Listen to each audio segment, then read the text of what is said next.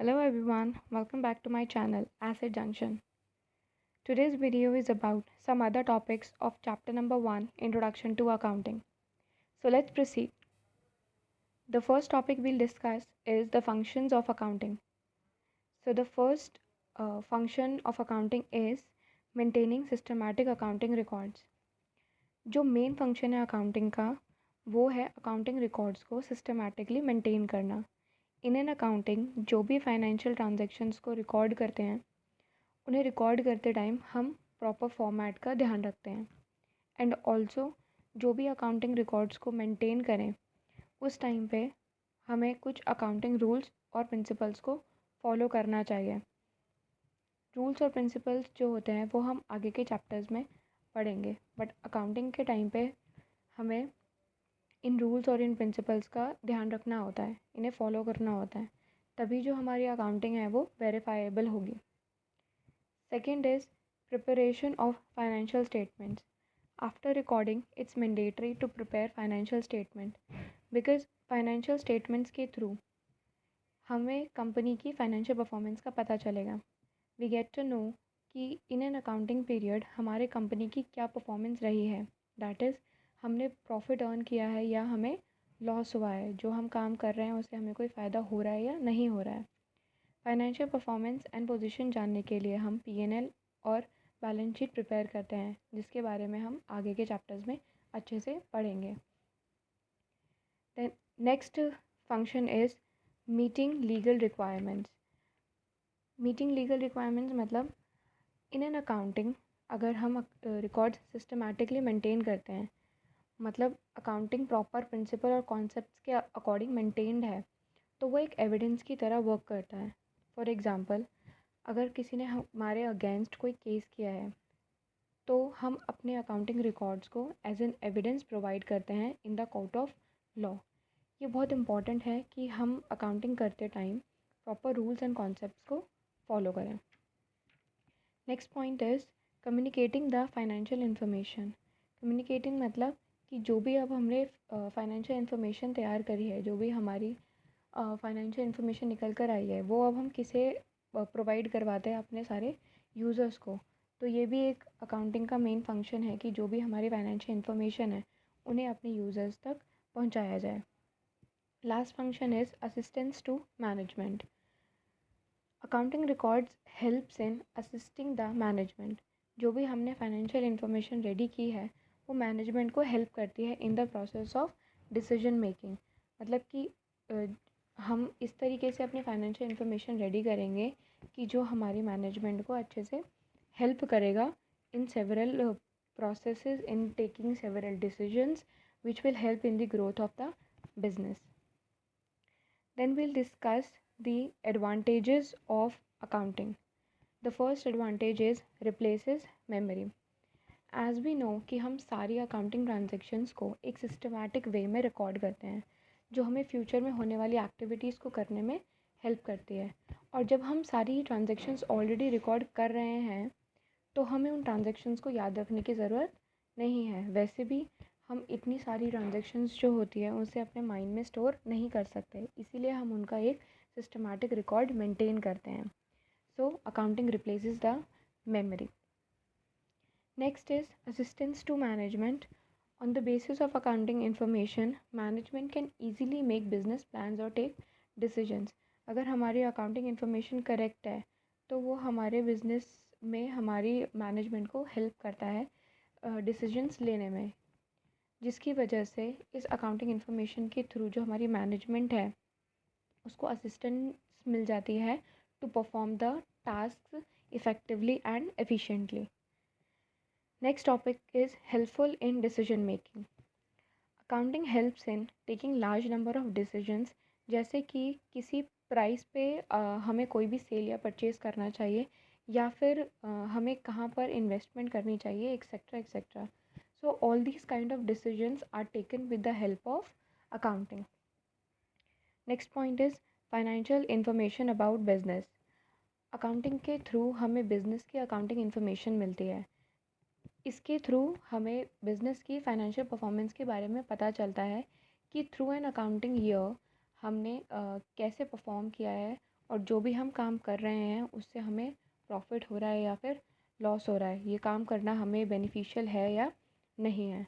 तो ये सारा हमें अकाउंटिंग के थ्रू पता चलता है। Next advantage is facilitates settlements of tax liabilities. It means कि जो टैक्स लाइबिलिटी है हम प्रॉफिट के बेसिस पे कैलकुलेट करते हैं। अगर प्रॉफिट करेक्ट निकला है तो टैक्स लाइबिलिटी भी करेक्टली कैलकुलेट होगी, अदरवाइज़ हमारी जो टैक्स लाइबिलिटी है वो करेक्ट कैलकुलेट नहीं होगी, वो इनकरेक्ट शो करेगी। हमने पहले भी बात करी कि जो प्रॉफिट एंड लॉस निकालने के लिए हम P&L अकाउंट का यूज़ करते हैं, तो जो P&L अकाउंट है वो हमारे अकाउंटिंग का एक पार्ट है, तो उसी के बेसिस पे हम टैक्स लाइबिलिटी कैलकुलेट करते हैं। दैट्स वाई अकाउंटिंग बहुत हेल्पफुल होती है टैक्स लाइबिलिटी को कैलकुलेट करने में। The last advantage is facilitates comparative study.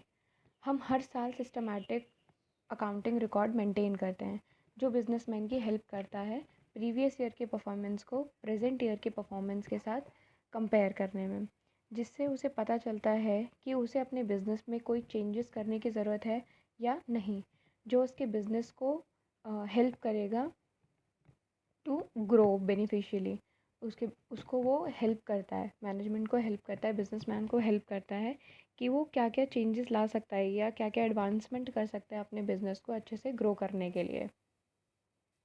The last topic we'll discuss in this session is limitations of accounting. अब लिमिटेशंस, अब अकाउंटिंग बिजनेस करते टाइम अगर किसी अकाउंटिंग की कुछ एडवांटेजेस हैं तो then definitely it will have some limitations as well. So the first limitation is accounting is not fully exact. ये गलत नहीं होगा कहना कि accounting is not fully exact, क्योंकि इन अकाउंटिंग हम जो भी ट्रांजेक्शन्स रिकॉर्ड करते हैं वो एविडेंसेस के बेस पर करते हैं, और कुछ एविडेंसेस जो होते हैं वो एस्टिमेट्स होते हैं। अब एस्टिमेट्स कैसे होते हैं कुछ एविडेंसेस, उसके बारे में हम आगे के चैप्टर में फुल एक्सप्लेनेशन में पढ़ेंगे। सो हियर हमने कुछ चीज़ों को एस्टिमेट करा है while calculating financial performance of the business. For example कि हमारे डेटर्स हैं, डेटर्स वो होते हैं जिनसे हमें पैसा लेना होता है। तो हमारे कोई डेटर्स हैं जिनसे हमें 1 लाख रुपए लेना है, बट क्या पता फ्यूचर में जाकर वो डेटर हमें पैसे नहीं दे, या फिर उसकी जगह वो हमें क्या कर रहा है 40,000 ही पे कर रहा है। तो यहाँ पे क्या हो गया, 60,000 का डिफरेंस आ गया। तो ये जो अमाउंट है 60,000 वो यहाँ पे डिफरेंस आएगा हमारी अकाउंटिंग इन्फॉर्मेशन में, क्योंकि हमने जो भी अपनी अकाउंटिंग कैलकुलेशन करी थी वो 1 लाख के बेसिस पर करी थी, लेकिन हमें एट द एंड जो है वो 40,000 रिसीव हो रहा है। तो हमारी जो कैलकुलेशन है वो यहाँ पर गलत हो सकती है। तो इसीलिए समटाइम्स जो हम ये एस्टिमेट्स करते हैं अपने बिज़नेस में वो बिज़नेस के लिए फ्रूटफुल नहीं होता, क्योंकि कभी कभी ये एस्टिमेट्स जो है वो गलत भी हो सकते हैं। Then second is unrealistic information. Accounting information ज़रूरी नहीं कि रियलिस्टिक हो, क्योंकि अकाउंटिंग स्टेटमेंट्स जो प्रिपेयर होती हैं उन्हें प्रिपेयर करते वक्त अकाउंटिंग कॉन्सेप्ट्स को फॉलो किया जाता है। फॉर एग्ज़ाम्पल एक हम कॉन्सेप्ट ले लेते हैं गोइंग कंसर्न कॉन्सेप्ट। अब गोइंग कंसर्न कॉन्सेप्ट क्या होता है, इसमें हम ये एस्टिमेट करते हैं कि जो हमारा बिज़नेस है वो फ्यूचर में चलता रहेगा, ये कंटिन्यूस प्रोसेस रहेगा और हमारा जो बिज़नेस है वो कंटिन्यूसली चलता रहेगा। बट ये ज़रूरी नहीं कि हमारा बिज़नेस हमेशा ही कंटिन्यू रहे, क्या पता बीच में कोई ऐसी सिचुएशन आ जाए कि हमारा बिज़नेस रन करना बंद कर दे। तो हम पहले से ऐसे एस्टिमेट्स लगाकर नहीं चल सकते हैं, क्योंकि फ्यूचर में जाकर वो एस्टिमेट्स गलत भी हो सकते हैं। Next limitation is accounting ignores the qualitative elements.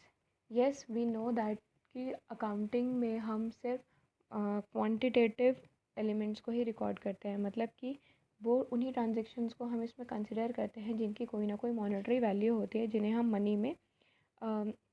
Money में कैलकुलेट कर सकते हैं, मनी में मेजर कर सकते हैं।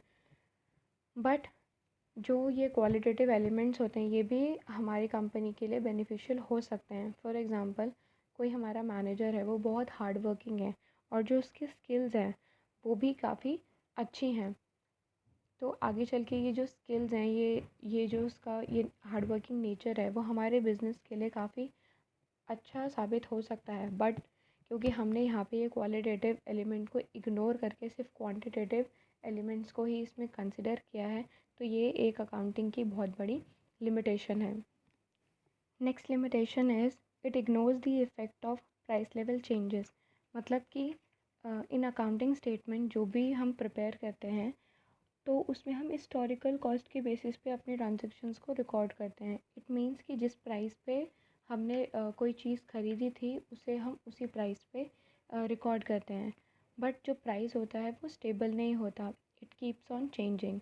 फॉर एग्ज़ाम्पल, हमने कोई बिल्डिंग परचेज़ करी थी जिसकी कॉस्ट थी 10 लाख रुपीज़।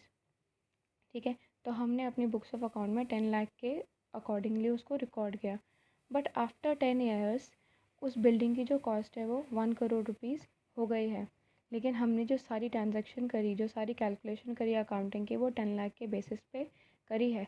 जो ये प्राइस इफ़ेक्ट हुआ है यहाँ पे, जो प्राइस चेंज हुआ है यहाँ पे, वो हमने कहीं पे भी अपने अकाउंटिंग में शो नहीं करा है। तो जिसकी वजह से हमारी जो अकाउंटिंग इन्फॉर्मेशन है वो करेक्ट फाइनेंशियल रिजल्ट को शो नहीं करेगी। तो ये बहुत बड़ी हमारी लिमिटेशन है अकाउंटिंग में, कि जो ये प्राइस इफ़ेक्ट होता है उसे हम अकाउंटिंग में इग्नोर करते हैं। The last limitation is it may lead to window dressing. Window dressing means manipulation of accounts. अब मैनिपुलेशन मीन्स कि जो कंपनी की फाइनेंशियल पोजीशन है उसे अलग तरीके से प्रेजेंट करना। मतलब कि जो बिजनेसमैन है, जो ओनर है, वो उसकी कंपनी में लॉस हो रखा है, बट उसने अपनी जो फाइनेंशियल इन्फॉर्मेशन है उसको मैनिपुलेट करके, उसको चेंज करके अपने यूज़र्स को वो प्रॉफिट शो करा। यानी कि वो अपनी false accounting information, false accounting position show कर रहा है अपने यूज़र्स को। तो ये भी एक लिमिटेशन है अकाउंटिंग की। So that's all for today. Further, we'll discuss in next session.